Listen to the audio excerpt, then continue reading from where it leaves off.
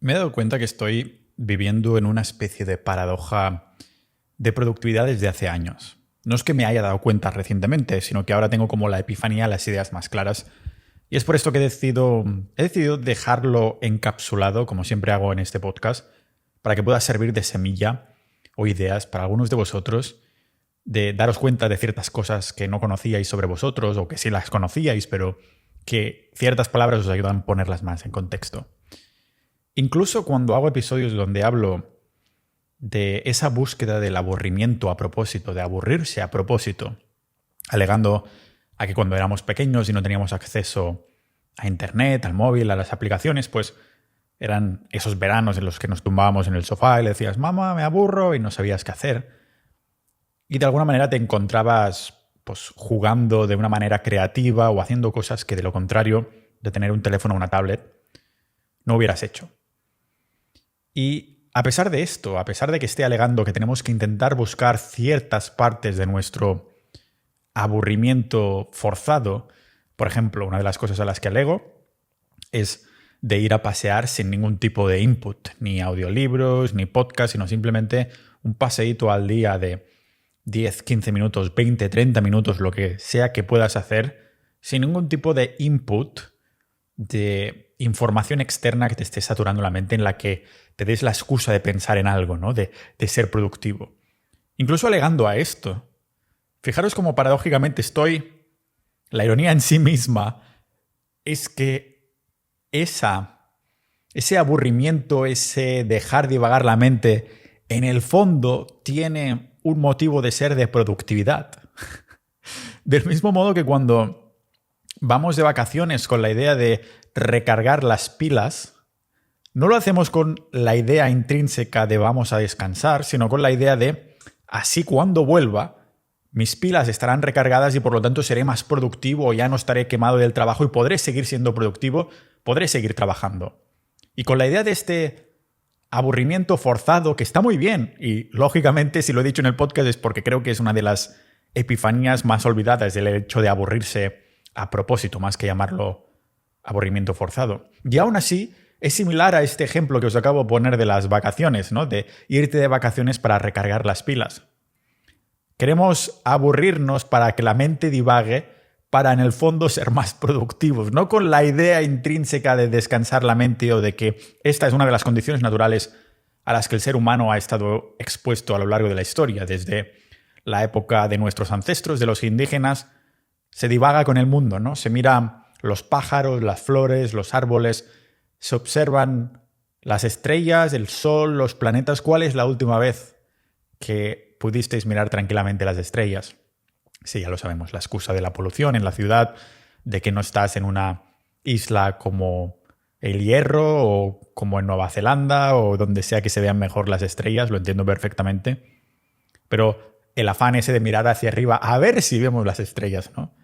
Si lo hiciéramos sería seguramente con la idea de, ostras, voy a intentar ponerme en contacto con el universo, con mi espiritualidad, con el mundo, para sentir lo pequeño que soy, porque así seré menos egocéntricos a la hora de ser productivo, ¿no? Mi ego no va a interferir tanto. Y la idea subyacente es, en el fondo, pues esa productividad. Y me he dado cuenta, la raíz de este episodio era compartir con vosotros, que siempre he estado buscando un afán de monetización, no específicamente de hacer dinero como tal, de cómo puedo monetizar esto a nivel monetario, aunque la palabra monetización incluya monetizar, dinero, money.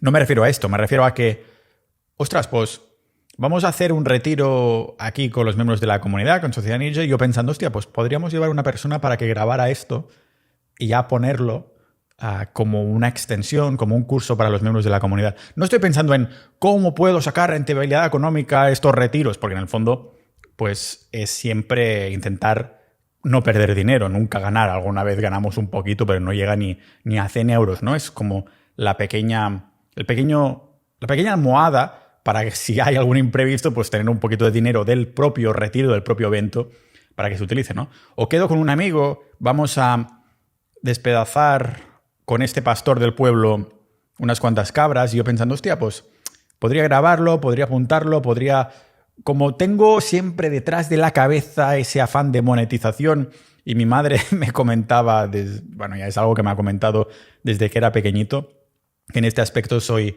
igual que una parte, una rama de mi familia, ¿no? Donde mi abuelo, mi tatarabuelo siempre tenían detrás de su cabeza, supongo no porque fueran catalanes seguramente, sino porque es de esa parte genética, ese gen activado o más dormecido en algunos, más activado en otros, de cómo podemos monetizar X, ¿no? A mi tatarabuelo pues dejaba pasta a sus vecinos a cambio de unos intereses, hacía de banco, ¿no?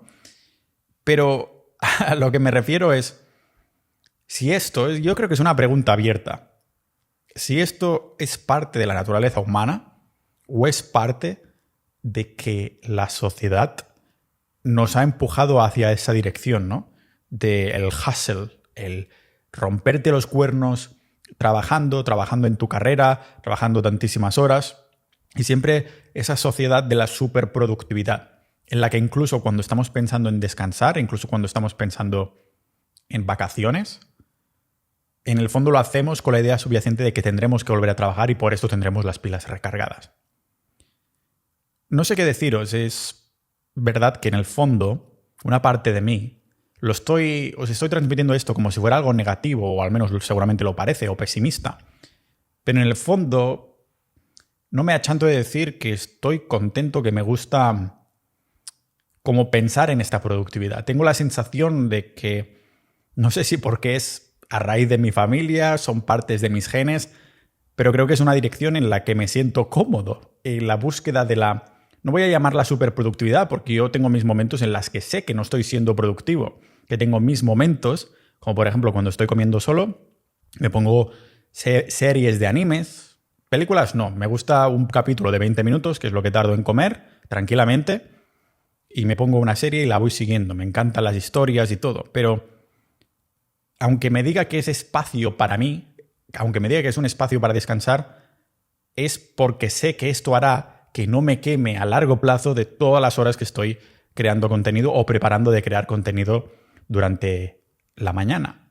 Incluso hoy mismo que he grabado 2 episodios sobre salud que tenía pendientes, he pensado, hostia, tengo esta idea de la epifanía que me acaba de venir, este supositorio, esta píldora, sobre nos aburrimos a propósito muy bien, pero en el fondo hay una adicción a la superproductividad, y aún así he pensado, voy a grabarlo, voy a intentar crear algo al respecto para así sentirme productivo y sentirme que hoy he grabado 3 malditos episodios. Es como mi métrica para sentirme bien y irme a dormir tranquilo, que he creado algo. Lo que me lleva a otra pregunta abierta para vosotros también en estos supositorios cortitos que estoy sacando últimamente. Y es el hecho de, hostia, ¿lo puedo mantener a largo plazo? Es la pregunta abierta que me hago, ¿no? El siempre ser productivo y es una de las cosas que me hacen pensar que a lo mejor no podré llegar a los 100 años de edad. Realmente nunca ha sido mi objetivo, pero lo he mencionado en el podcast. Si pensamos en las personas más longevas del mundo, las personas más centenarias del mundo, olvidaros de su dieta.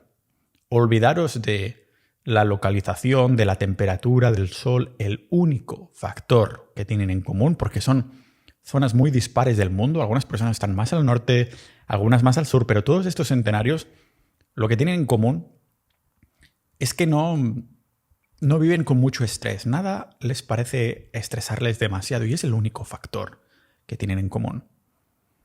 Y de hecho, os lo estoy mencionando porque una persona casi adicta a la productividad, casi adicta a la multipotencialidad, a potenciarse, a producir, a crear en cualquier forma de expresión y medio que podáis imaginaros, siempre hay gotas, ríos, incluso mares y océanos muchas veces de estrés o ansiedad con los que te encuentras. Y es inevitable, porque si estás produciendo significa que estás organizando y estás analizando. Y esto significa que estás pensando en el futuro. Si estás pensando en el futuro significa que plan ahead, como dicen en inglés. Intentas planear avanzadamente y esto es inevitable que lleve a cierto tipo de estrés, a cierto tipo de ansiedad y que a largo plazo pues si consideramos que estas personas de las zonas azules del mundo, las auténticas, no las que nos han vendido los veganos, vemos que va en contra de la longevidad humana en cuanto al biohacking de vivir más de 100 años, ¿no? Pero sinceramente, si queréis que os diga la verdad, no me importa. No me importa demasiado. Preferiría morir con 80 y haber vivido con cierto estrés, cierta ansiedad en ciertos momentos. Sé que muchas veces, o la mayoría de veces, nos dicen que es el mal de todos los males. Pero si es el precio a pagar para sentir el propósito y que creo y que me siento productivo, y esto me hace sentir bien a largo plazo, es verdad que hay cierto punto en la que no querrías que tuvieras cierta paz destruida. Esto es algo que no es directamente proporcional. Me refiero a que en los confines de mi paz pueda tener y manejar cierta cantidad de estrés y ansiedad. Que cuando reboza de esta paz mental o física, es entonces cuando digo, no, aquí no, esto no lo quiero sobrepasar. Podría haberme sumergido en proyectos, en colaboraciones que me harían pues, potenciar la productividad, el dinero, las ideas, el no sé qué, pero sé que esto me habría llevado a salir de estos confines de paz con los que me siento, no estoy hablando de comodidad, sino con los que me siento tranquilo, con los que me siento en paz, en el fondo. Y no estoy dispuesto a sacrificar nada de esto. Entonces, es lo que he estado pensando últimamente, ¿no? Que a pesar de que estemos llenándonos la boca de que hay que descansar, la productividad, stress free, en el fondo lo estamos haciendo con la idea intrínseca de que así podré ser más productivo después. Y para algunas personas que yo considero que van de objetivo a objetivo, saltando de uno a otro, y cuando llegan a un objetivo después ya no saben exactamente, hostia, ¿qué coño hago ahora? Voy a buscar otro objetivo. Para esas personas tiene sentido que necesitan recargar las pilas muchísimo más, pero cuando estás en una dirección concreta hacia tu propósito, yo creo que es mucho más evidente que eres más transparente contigo mismo y dices, sí, lo estoy haciendo porque así puedo seguir siendo productivo hacia mi propósito. La diferencia es que no te sientes culpable por ello, no te sientes culpable.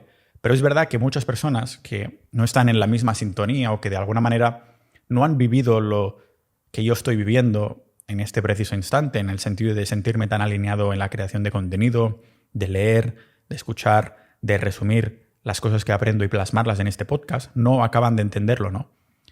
¿Cómo puedes estar con una pareja, con amigos que no te acaban de entender, que a lo mejor dicen, pues yo te admiro mucho por esto, pero cuando tienes que no cancelar planes, cuando tienes que decir que no puedes o no quieres, a tu pareja, a los amigos, a tu amante, quien sea, entonces ya no lo entienden. Habían dicho inicialmente que lo entendían, pero cuando no quieres sacrificar irte a dormir tarde porque adoras esperar por la mañana para levantarte y seguir siendo productivo porque estás trabajando en tu propósito, un propósito que no tiene fin, porque al fin y al cabo terminarás muriendo con ese propósito. Es decir, al fin y al cabo es el fin de un propósito es que no tiene fin. Es decir, en mi caso a lo mejor sería morir sobre la mesa o sobre el teclado o sobre el micrófono ahora mismo. A lo mejor en unos años de mi vida va a cambiar este propósito, pero ¿estarías contento muriendo en el medio en el que estás trabajando, en el propósito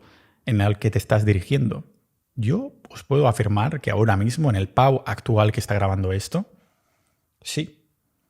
Y por esto no me siento culpable por sentirme mega hiperproductivo. Supongo que sería distinto si faltara este propósito y estuviera intentando cumplir objetivo tras objetivo. O aún peor, si estos objetivos o metas me hubieran timado en el sentido de que hubiera un jefe o una corporación o una institución que me hubiera timado en el sentido de que me hubiera hecho creer que yo quiero esos objetivos y esas metas cuando en realidad solo las estoy trabajando para esas personas específicamente.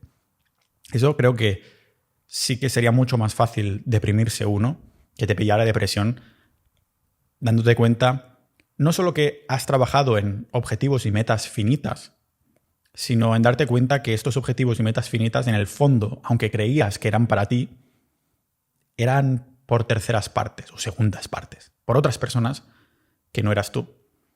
Y es entonces cuando tenemos esa sensación de que, mierda, he estado perdiendo el tiempo.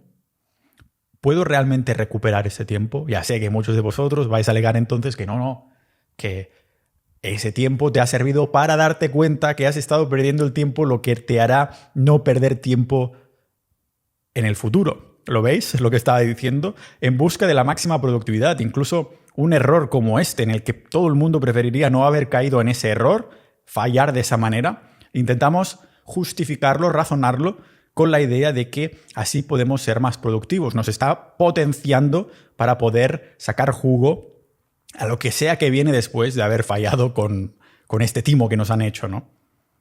Yo creo que es la naturaleza humana, al fin y al cabo, ¿no? Estas justificaciones que nos hacen sentir más pacíficos, más tranquilos, la paz que estaba mencionando hace un momento, para que en estos confines no pueda salir de aquí y decir, hostia, qué cagada, y entonces empezar a ir a una espiral. No, mejor estar en la seguridad de lo que sea que nos dé paz, aunque sea para salvaguardarnos en una mentirijilla o en un razonamiento que en el fondo dirías, hostia, es que ya pudiera darme cuenta antes de estar 5 o 10 años sin darme cuenta, ¿no? Son 5 o 10 años de juventud acumulada que nadie me va a devolver.